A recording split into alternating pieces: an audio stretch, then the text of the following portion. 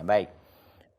Tentu para sahabat radhiyallahu taala anhum wardahum jami'an itu langsung talaqi dengan Nabi. Artinya yang langsung mendengar bacaan Nabi dan mereka itu banyak menggunakan ilmu sama pendengaran. Jadi istima' mereka itu luar biasa. Dan begitulah para sahabat awalnya. Memang ilmu itu berpindah dari min afwah, dari mulut ke mulut, ya. Nah, seiring dengan luasnya daerah Islam, bukan hanya di Jazirah Arab, tetapi sudah menyentuh daerah Eropa, sehingga dikatakan di zaman Umar itu ada 28 negara hari ini sesungguhnya bergabung dengan Islam, termasuk Spanyol. Anda mungkin ingat itu.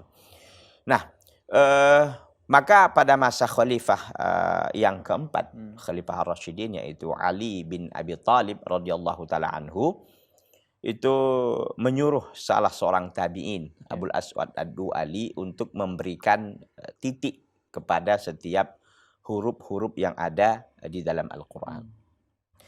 Tentu para sahabat masih banyak yang hidup waktu itu, sehingga ini dianggap sebagai sesuatu kesepakatan, tidak ada dilarang begitu. Karena memang untuk kemaslahatan kaum muslimin dalam pengertian bahwa kaum muslimin hari itu pada masa Ali bin Abi Thalib, apalagi di awal, tentunya diawali dari masa Umar, ya, Umar, Utsman dan sampai Ali, itu kaum muslimin sudah luar biasa jumlah banyaknya, sehingga banyak orang-orang ajam yang bukan Arab juga sudah mulai masuk. Dan pada waktu itu diceritakan sudah banyak kesalahan dalam membaca Al-Quran, ya, karena memang sudah agak jauh dengan masa Nabi begitu kan.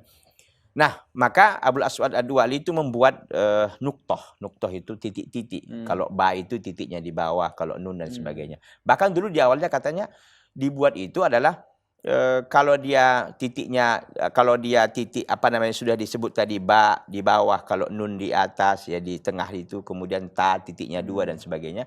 Sedangkan untuk barisnya itu hanya di titik juga. Titik juga dibuat. Jadi kalau di depan huruf dia, huruf nun di depannya ada titik, berarti itu menunjukkan patah, baris patah begitu. Kalau nanti dia di bawah berarti kasroh dan sebagainya. Itu begitu dulu.